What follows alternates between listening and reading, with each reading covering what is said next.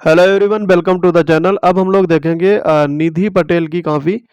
ये UP PCS 2022 की topper रही हैं। इनकी रैंक 15वीं थी और इस समय ये इनको पद मिला है डिप्टी कलेक्टर। ठीक है, तो ये सारा देखेंगे इन्होंने क्या क्या गलतियां की हैं आंसर राइटिंग में, या इन्होंने प्रैक्टिस के दौरान क्या क्या गलतियां की ये भी देखेंगे, और इन्होंने कितनी सटीकता से आंसर दिया है, सारा कुछ इस वीडियो में देखने वाले हैं। जो साथी पहली बार विजिट कर रहे हैं चैनल को सब्सक्राइब कर लेंगे और अपने दोस्तों को भी शेयर करेंगे। तो बढ़ते हैं अपने वीडियो की तरफ। ये आपको यूपीएससी हिंदी के सौजन्य से प्राप्त हो रहा है, तो इनको बहुत बहुत आभार।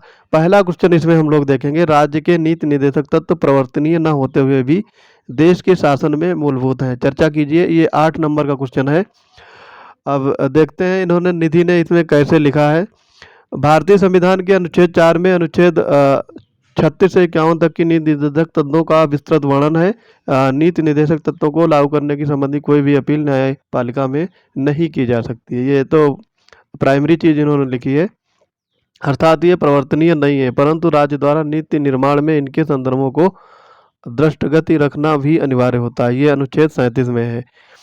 फिर आगे इसमें देखेंगे, केशवानंद भारतीयवाद 1973 में मूल अधिकारों तथा नीति निर्देशकों के मध्य समन्वय को मूलभूत ढांचे का अंग बताया गया है। इसी के क्रम में समय समय पर नीति निर्देशक तत्वों में निहित मूल्यों के आधार पर विभिन्न कानून बनाकर इसका प्रवर्तन सुनिश्चित किया गया है।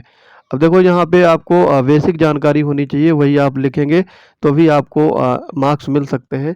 और अगर बिल्कुल जानकारी नहीं है तो फिर तो आप अटेम्प्ट ही मत करिए उस क्वेश्चन को।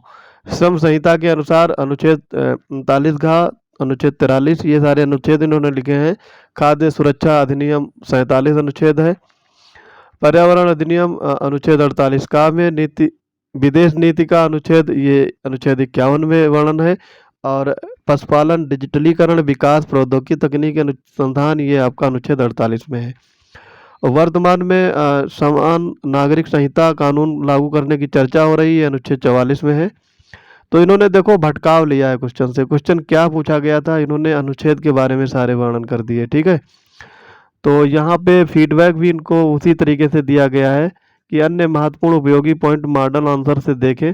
इन्होंने इसमें 8 में से 2.5 मार्क्स अर्जित किए हैं, क्योंकि इन्होंने क्वेश्चन को सही तरीके से डील नहीं किया। क्या लिखना चाहिए था, इन्होंने अनुच्छेद के बारे में वर्णन कर दिया है, जबकि यहाँ पे पूछा गया था कि परिवर्तनीय न होते हुए भी देश के शासन में मूलभूत हैं। तो 8 में से इनको इसमें 2.5 मार्क्स मिले हैं। यहाँ पे देखो ये लिखा गया है, देश के शासन व्यवस्था में किस प्रकार मूलभूत हैं इस पर चर्चा करें। ठीक है, कल्याणकारी राज्य के बारे में बताना था और उन्होंने सारे अनुच्छेद लिख दिए हैं। अच्छा, दूसरा क्वेश्चन इनका देखते हैं इन्होंने कैसे लिखा है। भारतीय शासन प्रणाली में विधायिका कार्यपालिका की जवाबदेही कैसे सुनिश्चित करती है, स्पष्ट करें। 8 नंबर का ये भी क्वेश्चन है। भारतीय संविधान में संसदीय प्रणाली का प्रावधान है जिसे कार्यपालिका विधायिका से चुनी जाती है और दोनों अंगों में सामंजस्य सुनिश्चित किया गया है, परंतु कार्यपालिका तानाशाही निरंकुशता जैसी प्रवृत्ति ग्रहण न कर ले। इस संदर्भ में विधायिका के प्रति कार्यपालिका की जवाबदेही सुनिश्चित की गई। ये थोड़ा क्वेश्चन उससे अच्छा इन्होंने लिखा है, इसमें अच्छा लिखने की कोशिश की है। विधायिका निम्न प्रकार से कार्यपालिका की जवाबदेही है। तो विधायिका के बारे में इन्होंने लिखा है, पर्याप्त वाद विवाद चर्चा, निंदा प्रस्ताव, अविश्वास प्रस्ताव, ध्यानाकर्षण और स्थगन प्रस्ताव के बारे में इन्होंने लिखा है।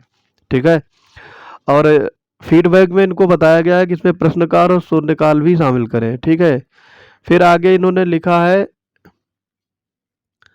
फिर इन्होंने वजरीय नियंत्रण ये लिखा है, विनियोग विनियोग विधेयक पर मतदान, लोक लेखा समिति, ये समितियों के बारे में इन्होंने लिखा है। तो यहाँ पे जो एग्जामिनर है जो इनका काफ़ी चेक किया है, उन्होंने लिखा है कि संक्षेप में नियंत्रण को सीमित करने वाले कारक भी बताएं इसमें। अब यहाँ पे इन्होंने देखो बहुत सारी चीज़ें विसंगतियाँ लिखी हैं। पहले वाले क्वेश्चन से थोड़ा अच्छा इन्होंने लिखा है, लेकिन फिर भी उतना सटीक नहीं जितना लिखना चाहिए था। समग्रता ये कह सकते हैं कि भारतीय संविधान में शक्ति पृथक्करण के सिद्धांत के बावजूद कार्यपालिका पर विधायिका के नियंत्रण के पर्याप्त सकारात्मक हस्तक्षेप मौजूद हैं। ये थोड़ा सही लिखा है। तो 3.25 नंबर इसमें मिले हैं 8 नंबर में। ठीक है, तो ये भी उतना अच्छा आंसर इन्होंने नहीं लिखा जितना अच्छा लिखना चाहिए था एक टॉपर्स को। हो सकता है ये उनका पहला पेपर हो या पहली बार ये लिख रही हो। तीसरा क्वेश्चन हम लोग देखेंगे, वित्त आयोग की संरचना और कार्यों का विवरण देते हुए 15वें वित्त आयोग की प्रमुख सिफारिशों की चर्चा करें। ये 8 नंबर का है। तो सबसे पहले इन्होंने वित्त आयोग के बारे में बताया है। ये जरूरी हो जाता है कि कोई भी क्वेश्चन को डील कर रहे हो तो पहले उसकी बेसिक चीज़ आप लिखेंगे। तो इन्होंने लिखा है वित्त आयोग भारतीय संविधान के अनुच्छेद 280 के अंतर्गत वर्णित है, अतः वित्त आयोग एक संवैधानिक आयोग है। ठीक है। ये संरचना को बताया, इसमें 4 सदस्य होते हैं, एक अध्यक्ष होता है। ठीक है। न्यायाधीश या योग्य व्यक्ति, वित्त लेखा का ज्ञान, वित्तीय मामलों का व्यापक अनुभव होना चाहिए और अर्थशास्त्र का ज्ञान। ये 4 चीज़ें हैं। इसके कार्य भी इन्होंने बताए हैं।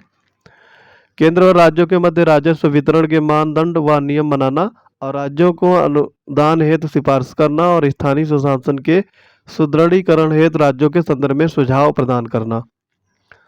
और इसमें इनको कुछ और शामिल करना था। वो यहाँ पे देखो टीचर ने लिखा है राष्ट्रपति द्वारा विनिर्दिष्ट अन्य विषय भी इसमें शामिल करने हैं। फिर है 15वें वित्त आयोग का गठन एन के सिंह की अध्यक्षता में 2020-21 से 2025-26 तक समयावधि हेतु गठित किया गया था, जिसकी सिफारिशें निम्न है। राज्यों का राजस्व वितरण ये आपका लिखा गया है 45% भाग कुल वितरण होता है। ये टीचर ने लिखा है यहाँ पे 50.9%। राजकोषीय घाटे की सीमा केंद्र 4%, राज्य 3% उठाएगा। फिर आगे है राजस्व व्यय अनुदान के 17 राजस्व घाटा अनुदान के 17 प्रकारों को 6 प्रकार में बदलना।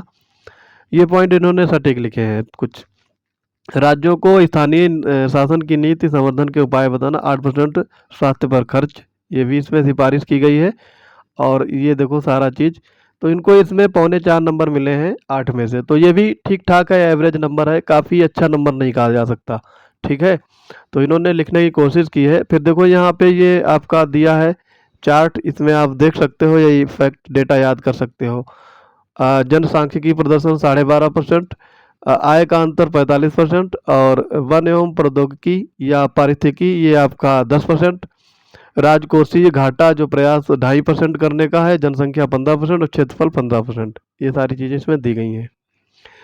फिर आगे एक क्वेश्चन और हम लोग इसमें डील करेंगे। अंतर्राज्य परिषद की संरचना और कार्य बताते हुए इसे प्रभावी बनाने के उपाय सुझाइए। 8 नंबर का ये भी क्वेश्चन है। तो इन्होंने लिखा है देखो, अंतर्राज्य परिषदों का गठन संविधान के अनुच्छेद 263 के अंतर्गत राज्यों के मध्य सहयोग विवादों को सुलझाने हेतु एक मंच के रूप में किया गया है। सही बात है, अच्छा लिखा है इन्होंने। फिर है संरचना, इन्होंने बताई है अध्यक्ष केंद्र सरकार के गृह मंत्री और सदस्य क्षेत्र के सभी राज्यों के मुख्यमंत्री, प्रत्येक राज्य से 2 या अन्य मंत्री, 1 मंत्री या 2 मंत्री, प्रत्येक केंद्र शासित प्रदेश का प्रशासक भी इसमें भाग लेगा। ठीक है। विभिन्न क्षेत्रों के विकास के सफल अनुभव साझा करना, ये कार्य है इनके। आपसी विवादों को पारस्परिक शांतिपूर्वक अपने अपने पक्ष रखते हुए सुलझाना और सुरक्षा है सहयोग व समन्वय। अब देखो इनको राइटिंग भी उतना अच्छी नहीं है, आप इसको इम्प्रूव कर सकती थी राइटिंग इनमें।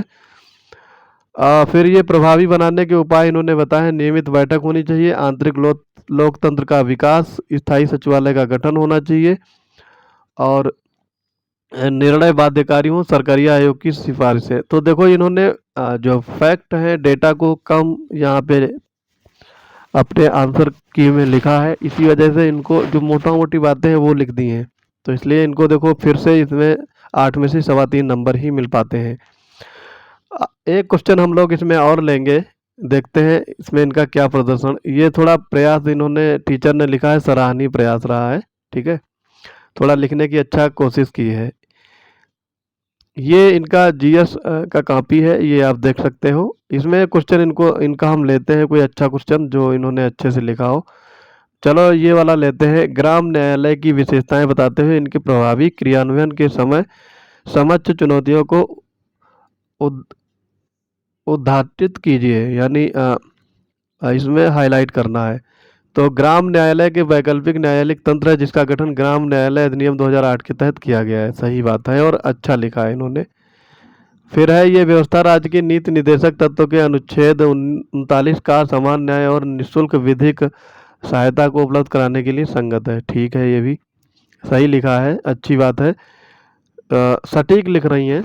न्यायाधिकारी प्रथम श्रेणी के स्तर का, ये देखो इनकी विशेषताएं हैं। सिविल व आपराधिक दोनों मामले, आपराधिक मात्र 2 वर्ष के मामले होने चाहिए लंबित, और न्यायालयों को कार्यभार लंबित केसों में कमी आ जाती है इससे।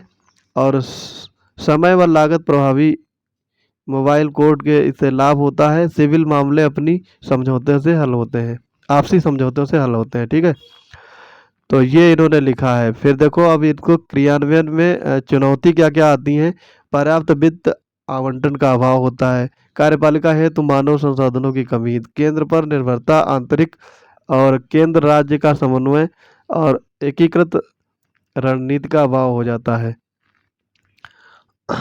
और फिर यहाँ पे ग्राम न्यायालय विधि का शासन लागू करने तथा न्यायिक प्रणाली जन विश्वास कार्य करने में। अब देखो यहाँ पे इन्होंने सिर्फ ऐसे लिख दिया जैसे कि कॉपी भरनी हो, इसी वजह से इनको मार्क्स इतने अच्छे नहीं मिले हैं। इसमें देखो इन्हें सिर्फ 2 ही मार्क्स अर्जित हुए हैं। तो ऐसा नहीं करना है, जितने ज़्यादा आप फैक्ट रखेंगे उतना ही इनको उसी तरीके से मार्क्स मिलेंगे, ठीक है। तो दोस्तों ये था निधि पटेल का कॉपी। इस कॉपी में इन्होंने हो सकता है ये प्रारंभिक इन्होंने एग्ज़ाम दिया हो या प्रैक्टिस किया हो, उसी वजह से इनको इतना अच्छा मार्क्स नहीं मिला है और उन्होंने फैक्ट भी कम लिखे हैं, ठीक है। जैसे ये क्वेश्चन हम लोग देख रहे हैं, उत्तर प्रदेश के लिए कौशल विकास का महत्व स्पष्ट करें। ये थोड़ा इन्होंने अच्छा लिखा है। इसमें इनको 4 मार्क्स अर्जित हुए हैं। इन्होंने इसमें देखो काफ़ी डायग्राम बनाने की कोशिश की है और अच्छा लिखा है, ठीक है। तो ये इनको इसमें गुड दिया गया है। तो इसमें लिखा क्या ये एक बार देख लेते हैं, फिर इस सेशन को वाइंड अप करते हैं।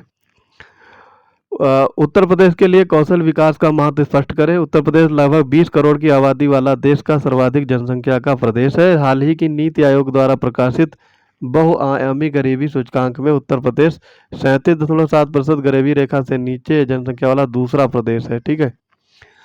और यहाँ पे पहला प्रदेश भी ये लिख सकती थी कि बिहार को शामिल करते। ये आंकड़ा गरीबी दूर करने के उपाय के कौशल विकास की महत्ता को उजागर करता है।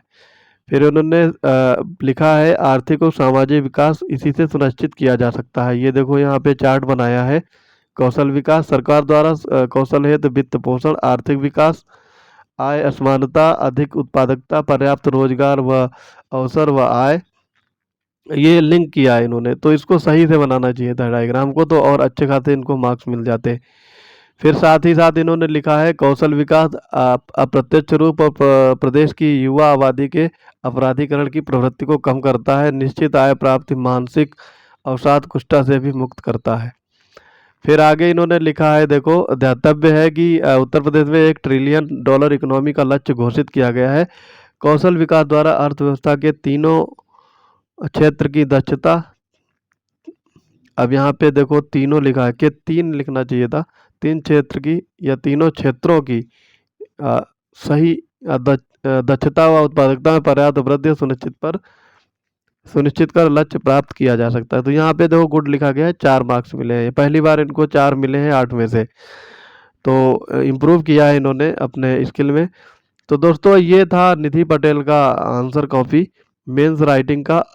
ये सेशन आपको कैसे लग रहे हैं कमेंट में अपनी प्रतिक्रिया अवश्य लिखें। मिलते हैं अपने अगले वीडियोज में, तब तक के लिए पढ़ते रहिए। जय हिंद।